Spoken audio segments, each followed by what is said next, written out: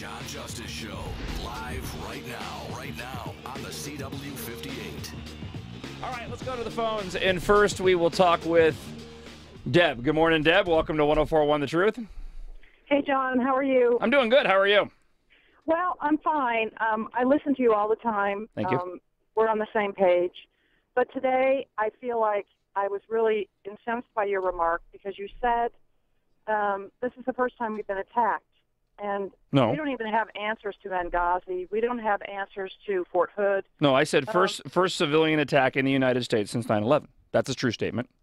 I don't. Apart I think from Fort Hood. was, I think, First civilian attack in the United States since 9/11. That's a true statement. How is that not true? If Fort Hood wasn't civilian, and I mentioned Fort Hood. But go ahead and continue. Well, I don't want you to be argumentative, but I'm just finding that you seem to have sort of a jaded thing going on. I am jaded.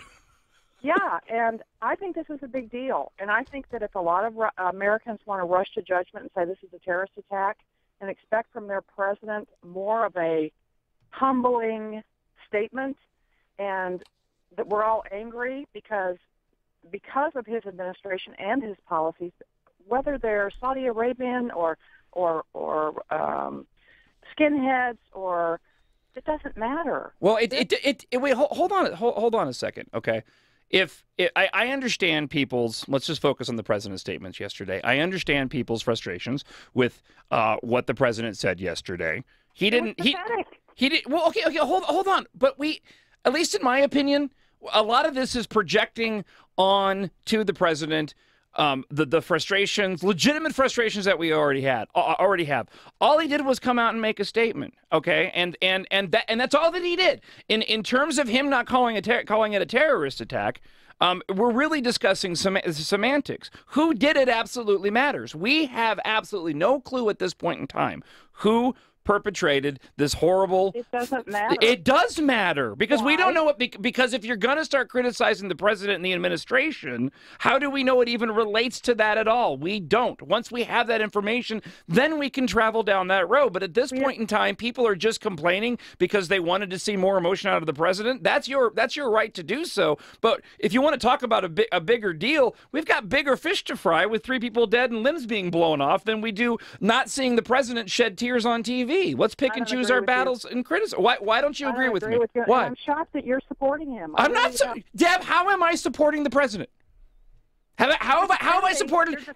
You're defending his. All I did was say he came out and made a statement. If we as conservatives plan on winning any arguments, we've got to not be irrational in our criticism. And for me personally, to go and start harping on President Obama because he happened to read a statement, didn't show a lot of emotion and didn't cry, said a few words, is a little bit irrational. People are dead. He doesn't care.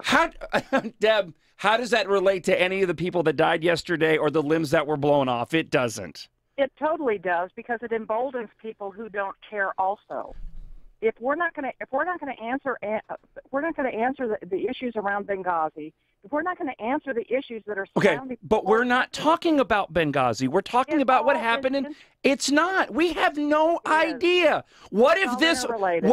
Look, Deb. Unfortunately, what if this happened to be some right-wing nut bar that did this yesterday? All that's happened now is people have gotten upset at the president, and they're going to have no legs to stand on when it turns out that the media starts pointing at us saying it's one of our guys, which is why we need to do a better job of making sure that we are incredibly rational and thoughtful about what it is we're going to criticize and what we're going to get up in arms about and not be like the left. But, John, that's being so politically correct because you're afraid to speak. It's being correct. I'm not afraid to speak. It's being correct. There is nothing that the president said yesterday that warrants criticism. Oh, I disagree. What did he say what did he say yesterday that warrants criticism? He was totally unempathetic. It was like he didn't even care. It was like, okay, I've got to say something, so let me say this.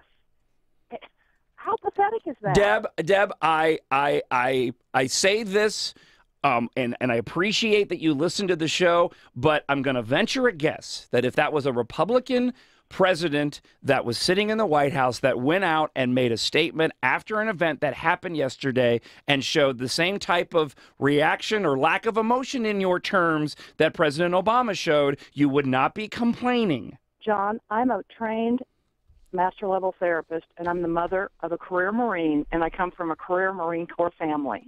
And there are certain values and certain things that are black and white in everyone's presentation that I can hear and other people besides me can hear.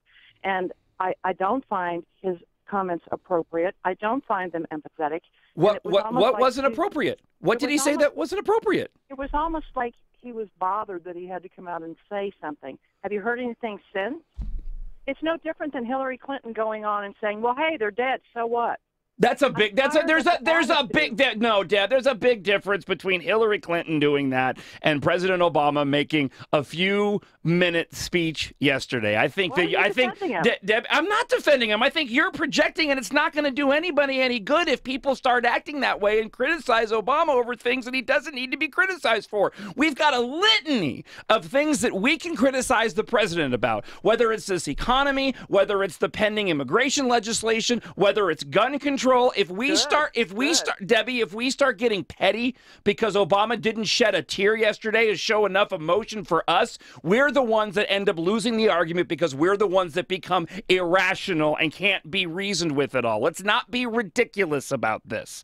And in my opinion, you're being ridiculous about this. Well, you can say that, but I don't believe that I am being ridiculous. Okay. That's okay. We can agree to disagree. Sure. I just think that you're coming across on the radio today jaded about this issue, and that's why I called. But jaded in what regard? I mean, apart from Obama, how else am I being jaded? I am jaded. I'm jaded by where we're heading with this whole thing. I'm jaded by the fact that people died yesterday. I'm jaded about the state of the... Huh? Stop being jaded. Why? Because it's not healthy. Okay, Deb. Thanks. Okay. All right. 751-1041 is the phone number. We got to be rational, man. We just got to be rational. We've got a litany, a biblical scroll list of things that we can criticize this president over. Harping on the fact he didn't call it a terrorist attack and there wasn't enough inflection, emotion, he didn't shed tears is really stupid.